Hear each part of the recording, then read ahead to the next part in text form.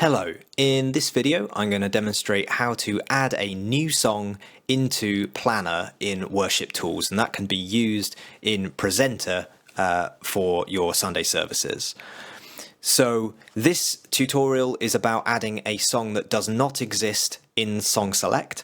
If the song already exists in Song Select, you can just import it. You don't need to go through this process.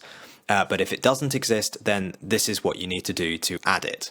In this video, I'm just going to demonstrate how to add the lyrics, and I will do another video of how to add the chords. The reason I'm splitting that into two videos is because often in churches, one person will deal with adding the lyrics, but then the musicians might deal with adding the chords. So because it's two different people doing those things, I've split them into two videos. If you are adding a song into this database, you must have copyright permission to use it. So if it's not in the Song Select database, you're not covered by their license, which means that you need to seek permission from the copyright holder directly. With that out of the way, let's get started. So the first thing we want to do is log into your WorshipTools account. I've already done that.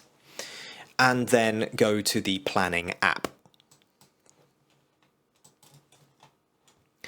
At this point, you might want to save a bookmark to this address, which will save you having to go through those extra clicks in future. If you go to the songs section here, this will show you your library, which is all the songs you've used so far in services. It's not a bad idea to just look through your song library and check that you haven't already added the song you want. And once you've done that, you can then click on Create Song. So here you want to enter in the details of the song. So in my case, I'm just going to use Amazing Grace because it's in the public domain and therefore I can show you the lyrics to it. But normally you'd be adding a song that doesn't already exist in the CCLI database. It's worth adding in all of this extra metadata because it does make it easier to search for things, especially if you've got multiple songs by the same name, like Amazing Grace, where there's many different versions of it. This helps to identify which version you're looking for.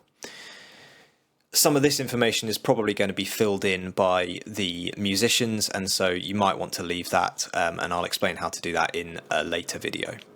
So the next thing you need to do is add the song lyrics. So here on the lyrics tab, you can click Add Song Section.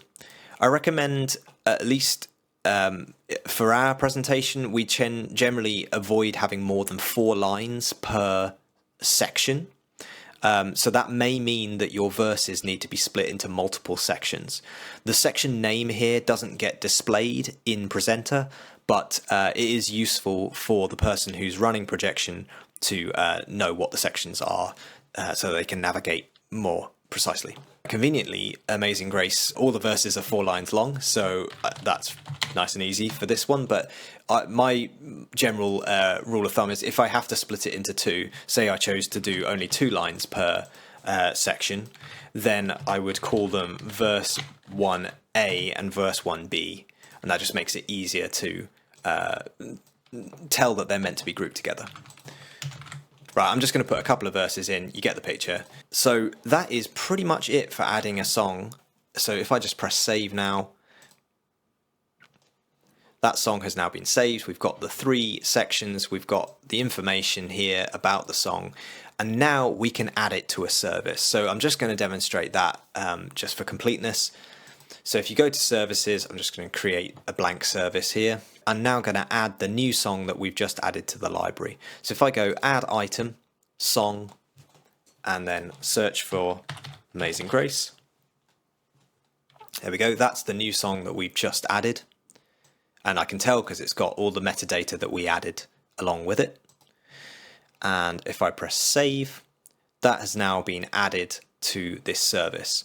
Now, the really useful thing about adding songs to your library is, well, there's 2 things. One, it means that when you come to future services, it's really quick and easy to add that song again. You don't need to store your own local copy of the song. And the second reason is that if you need to modify this song, it will be updated in all the services that it's used in. So if we go back, so we only added 3 verses to Amazing Grace. If I now go to songs and find that song again, Here we go. I'm now going to edit it and add a fourth verse. If I now save that, that has now updated our service. So if I go back to this test service here, although I can't actually view it right now from this view, if you go into the presenter software, you will now see 4 verses instead of 3. So if you're making changes to the service, for example, if one person adds a new song, adds it to the service, but then later on a musician comes in and adds the chords, that will still update for everyone.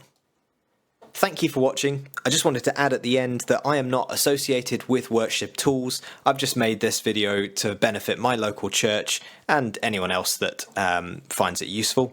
So thank you for watching, and bye.